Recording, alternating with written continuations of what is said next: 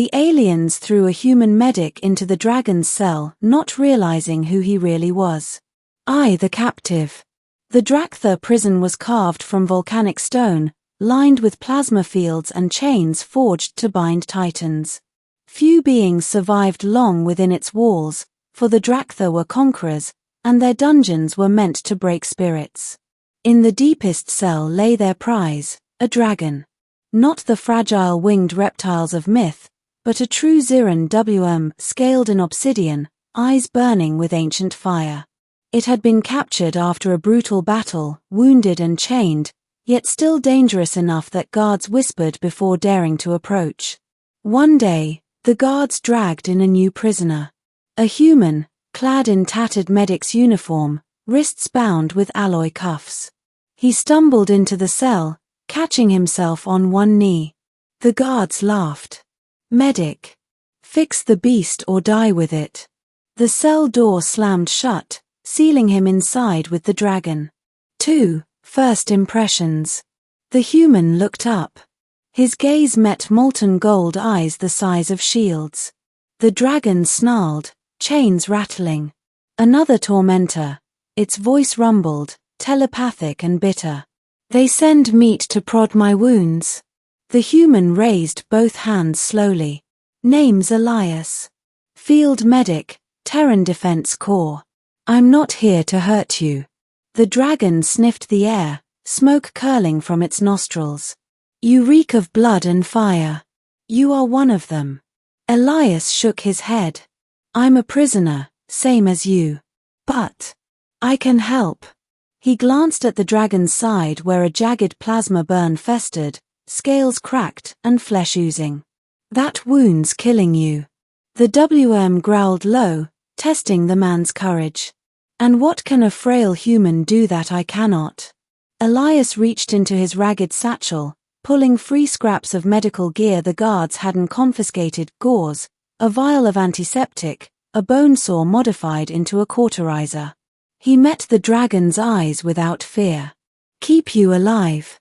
3. The healing. It took hours. Elias worked carefully, cutting away charred flesh, binding wounds, applying poultices from herbs he'd scavenged in the prison kitchens. The dragon roared in pain, scorching the walls with stray fire, but the human never flinched. Why? The dragon demanded through clenched fangs. Why mend me? We are not kin. Elias wiped sweat from his brow. Because you don't deserve to rot in a cage. None of us do. And because, he paused, eyes hardening. One day, we're getting out. Both of us. The dragon stilled, studying him with new intensity. You speak as though survival is assured. I'm a human, Elias said simply. Survival is what we do. 4. The revelation. Days passed. Elias tended the dragon daily, cleaning wounds, whispering stories of Earth to distract the beast from agony. He spoke of wolves, lions, and storms, forces that shaped humanity on a death world where everything fought to live. The dragon listened, intrigued despite itself. You are no mere medic, it finally said. Your hands are steady as a healer's, but your eyes burn like a warrior's. Elias allowed a thin smile. I trained as both. I patch soldiers up, and sometimes, I'm the one they send when patching isn't enough. The WM tilted its head. An assassin in healer's guise.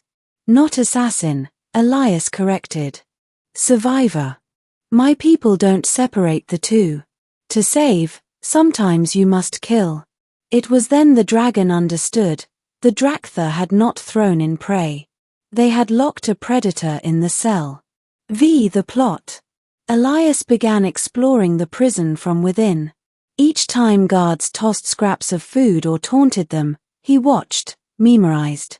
He counted steps between shifts, noted which guard keys jangled loose, which plasma fields flickered when the power grid strained. You plan, the dragon rumbled one night, amusement lacing its voice. Of course, Elias whispered. You're healing fast. I'll need your fire. You'll need my cunning. And when the gates open, the WM asked. Do we flee separately, or together? Elias looked up at the massive creature, a being that could crush him with a flick. Together. You've been treated like a weapon. I see an ally. For the first time in centuries of captivity, the dragon laughed, a sound like mountains breaking. 6. The escape. The chance came sooner than expected. A prison riot broke out 2 levels above, shaking the stone halls. Guards scrambled, distracted. Power grids flickered. Elias moved fast. From a hidden seam in his uniform, he pulled a shard of steel he'd smuggled for weeks. With practiced hands, he picked his cuffs, then scaled the dragon's chains. Hold still, he muttered, jamming the shard into the lock. Sparks flew. The mechanism clicked. One shackle fell, then another. The dragon flexed, free for the first time since capture. Fire filled its lungs. Shall we? Elias asked, eyes gleaming. The WM roared, unleashing a torrent of flame that melted the cell door into slag. 7. The wrath of fire and flesh. They tore through the prison like a storm. Elias moved like a phantom, slipping through shadows, slitting throats, commandeering weapons. Where he struck with precision, the dragon struck with fury, incinerating corridors, shattering walls, scattering guards like leaves. Prisoners rallied behind them, emboldened by the impossible sight, a human riding upon a dragon's back, wielding stolen rifles in both hands. The prison warden, a Drakthar warlord, confronted them at the gates. He spat at Elias. You were just a medic. Elias smirked, leveling his rifle. That's what you thought.